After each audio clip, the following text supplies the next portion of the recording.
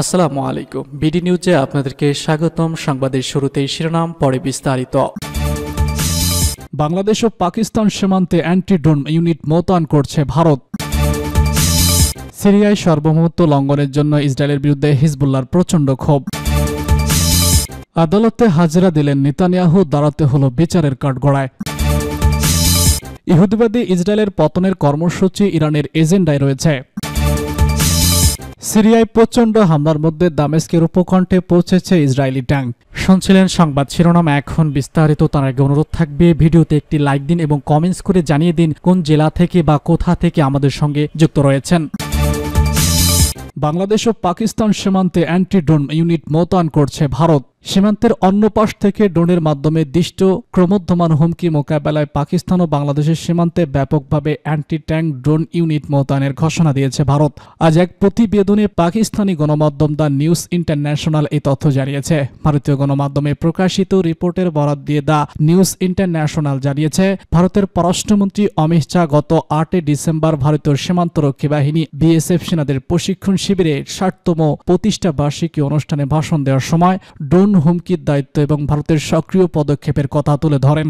অমিত শাহ বলেছেন, পাকিস্তান এবং বাংলাদেশের সাথে সমগ্র সীমান্তে সংবেদনশীল এলাকাগুলো পর্যবেক্ষণ করার জন্য ব্যাপকভাবে সমন্বিত ব্যবস্থাপনা বাস্তবায়ন করবে ভারত। তিনি বলেছেন, মানবহীন আকাশযানের মাধ্যমে দিষ্ট ক্রমোদ্ধমান হুমকির প্রতিক্রিয়ায় ভারতীয় সীমা সুরক্ষিত করতে বিস্তৃত অ্যান্টি ড্রোন ইউনিট প্রতিষ্ঠা করবে ভারত।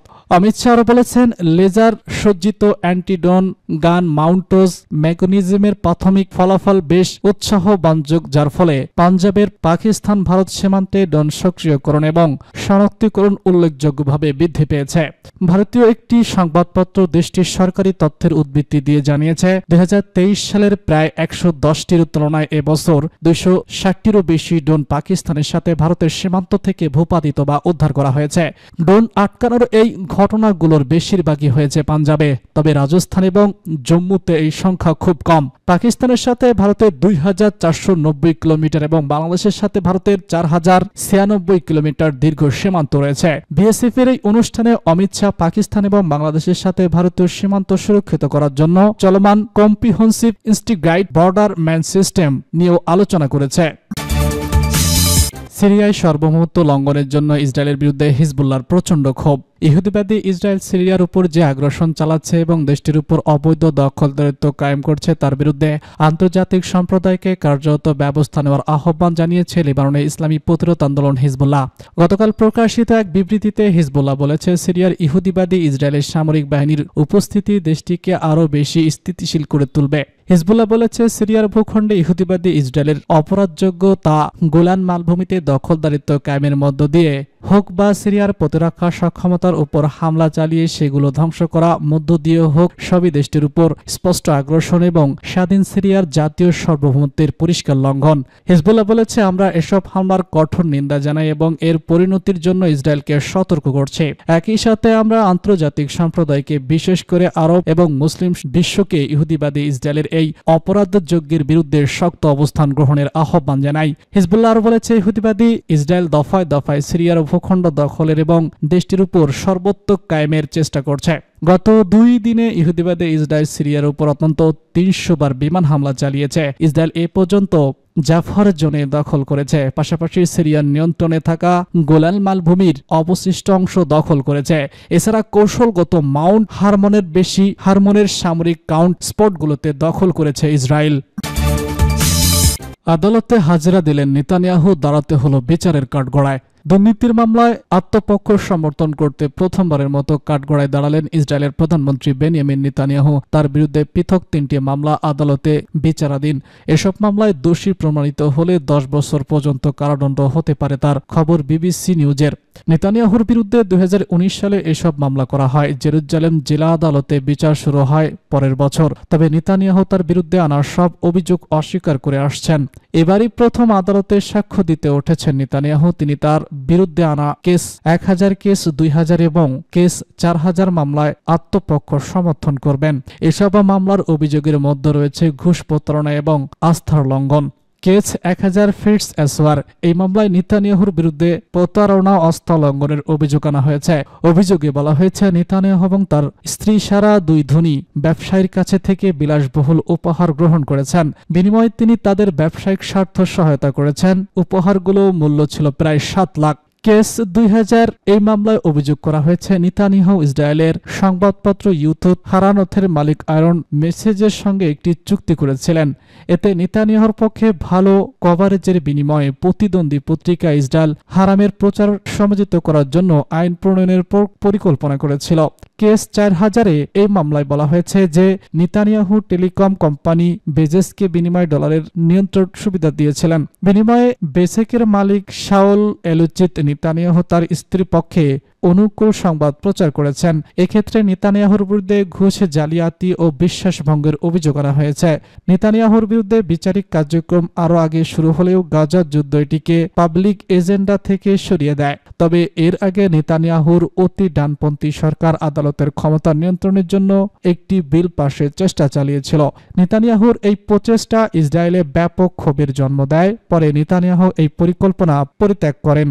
নেতানিয়াহু অবশ্য এটাকে বিচার বিভাগীয় সংস্কার এবং তার বিচারের সাথে এর কোনো যোগসূত্র ছিল না বলে দাবি করেছেন। তবে অনেকে মনে করেন আদালতের ক্ষমতাকে নিয়ন্ত্রণের মাধ্যমে নেতানিয়াহু তার নিজের বিরুদ্ধে মামলাগুলো থেকে দায়মুক্তি নিতে নেতানিয়াহু বলেছেন তার বিরুদ্ধে অভিযোগগুলো রাজনৈতিক প্রতিপক্ষ ও মিডিয়ার দ্বারা পরিচালিত একটি ষড়যন্ত্র। তবে এই মামলাগুলো নেতানিয়াহু রাজনৈতিক ক্যারিয়ারের জন্য একটি বড় চ্যালেঞ্জ হিসেবে দেখা হচ্ছে।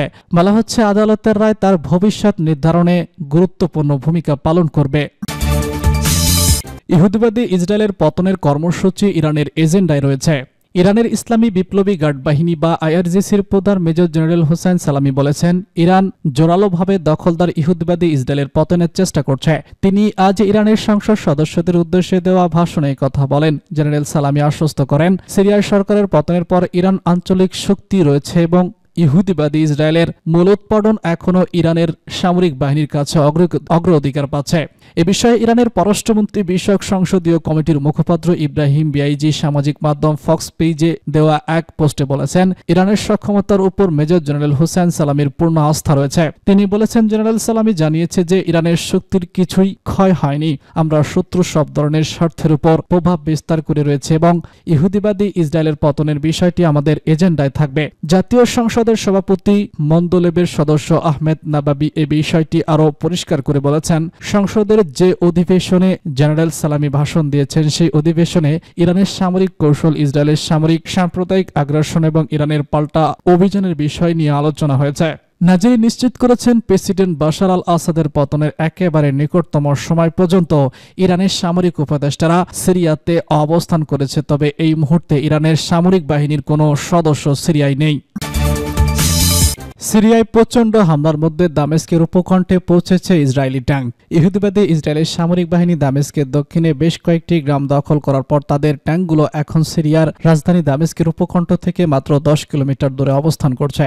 লেবাননের আল মায়াদিন টেলিভিশন নেটওয়ার্ক এক নতুন প্রতিবেদনে কথা জানিয়েছে 1974 সালের চুক্তি লঙ্ঘন করে ইসরায়েলি সামরিক বাহিনী অধিকৃত গুনাল মালভূমির কাছে রাফার জন্য দখল করেছে। এছাড়া ইসরায়েল কৌশলগত মাউন্ট হারমের নিয়ন্ত্রণ নিতে উচ্চ ভূমি সুরক্ষিত করেছে। ইসলামী প্রজাতন্ত্র, ইরান, জর্ডান এবং সৌদি আরব সহ আঞ্চলিক শক্তিগুলো ইসরায়েলি আগ্রাসনের নিন্দা করেছে। সিরিয়াকে শক্তিশালী করার লক্ষ্যে আন্তর্জাতিক আইন লঙ্ঘন করে ইসরায়েল এবং এই আগ্রাসন চালাচ্ছে বলে এসব দেশ মনে করছে। এদিকে সিরিয়ার ইসরায়েলি বিমান হামলা আরো তীব্রতর হয়েছে। গত 2 দিনে প্রায় 300টি আগ্রাসনের খবর পাওয়া গেছে। সিরিয়াকে সামরিকভাবে দুর্বল করা, দেশটিকে দুর্বল ও প্রতিরক্ষাহীন করে রাখার লক্ষ্য নিয়ে এই হামলা চালানো হচ্ছে। তবে আশ্চর্যের বিষয় সিরিয়ার ইসরায়েলি দখলদারিত্বের বিষয়ে হায়াতে তাহরির আশ-শাম বা HTS এবং তুরস্ক এখনো কোনো প্রতিক্রিয়া জানায়নি। গত রোববার সিরিয়ার প্রেসিডেন্ট বাশার আল আসাদ সশস্ত্র বিদ্রোহীদের আগ্রাসনের মুখে দেশ ছেড়ে রাশিয়ায় চলে যান এবং তুর্কি সমর্থিত হায়াতে তাহরির আশ-শাম গোষ্ঠীর হাতে রাজধানী দামেস্কের পতন হয়। এ অবস্থায় ইসরায়েল সিরিয়ার উপর আগ্রাসন জোরদার করে। গোলান মালভূমি দখল করার পর ইসরায়েলের যুদ্ধবাজ প্রধানমন্ত্রী বেনিয়ামিন নেতানিয়াহু বলেছেন গোলান মালভূমি চিরদিনের জন্য ইসরায়েলের অংশ হয়ে থাকবে।